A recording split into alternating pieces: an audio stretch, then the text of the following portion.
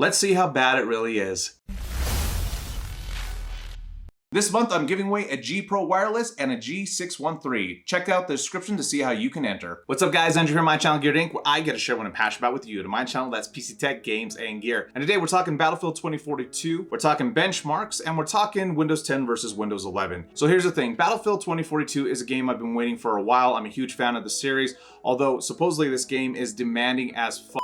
Some pretty high requirements if you want to be playing the game at all versus just playing it well. And so I wanted to test it out personally. I also wanted to see if there was any truth to the AMD with my last video talking about potentially AMD CPUs being affected by Windows 11 up to 15% in gaming, which isn't all the time, and it's kind of like raffle card whether or not you're going to be affected or not. But that's essentially what I wanted to go out to see. So the first set of benchmarks that we're going to be testing is just to give us a baseline. So this is just going to be Windows 11 resolution, settings, that kind of thing. All the hardware I use to do these tests are in the description in case you're curious. But without further ado, let's start with these.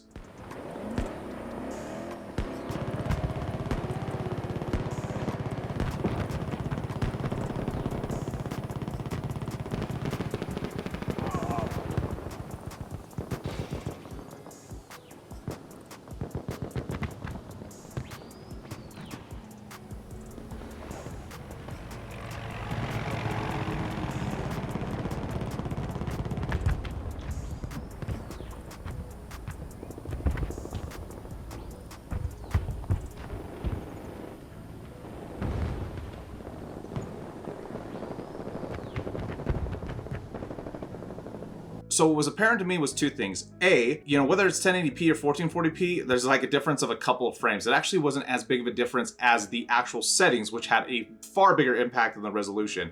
The second thing is, yeah, this game is really demanding. Like, you're gonna have to have a fairly decent rig if you want to play this, and like 100 to 120 frames, that's barely competitive when we're talking about shooters. And so I'm hoping that they can re-optimize this to get some longevity, because if the performance metrics stay the way they are, there's not going to be a lot of people who, competitively, the scene that kind of drives the popularity of the game going forward on things like Twitch and stuff like that, I don't think it's going to have staying power, which obviously I hope the game does well. But obviously we're here to talk about Windows 10 versus 11 and if there's any detriment whatsoever, so let's go over those next. So here's the thing, when I was testing this out, Windows 10 most of the time did worse than Windows 11.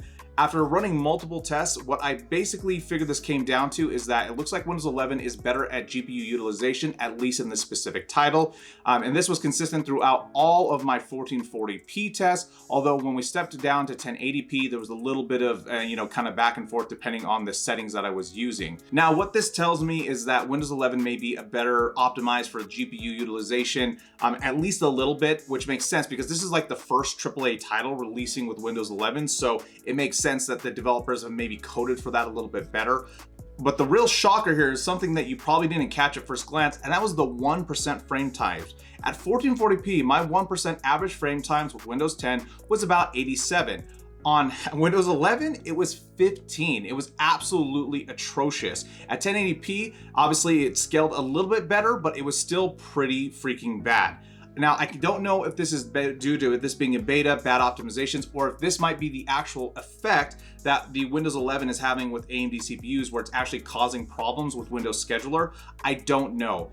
But from talking with other people, playing not just this game, but other ones, 1% frame times appears to be the one thing that Windows 11 does really bad compared to Windows 10. And they're important because you never want your lowest frame to drop below whatever percentage of your max frames. Otherwise, you're really gonna have a bad experience. It can mess with a lot of other things in terms of the gaming. So that is the one thing that Windows 11 absolutely loses out when it comes to Windows 10. The other thing too is obviously I set these benchmarks up in a way where I was just kind of sitting watching it, but when you're actually playing, when you're running, shooting, gunning, your frames are going to be anywhere from 15 to 20 lower than what I was showing in those benchmarks, which obviously isn't great. My thought is that most people will play this game on low simply because graphically, it's not going to make a big enough difference. The amount of frames you pick up is dramatic, like 40 to 50, and it makes actually sniping easier because obviously the resolution and everything you're looking at kind of comes murky at a distance, but players stand out like a sore thumb. So I'm guessing like a mix of low and medium are going to be the competitive settings for this game. So what's my takeaway?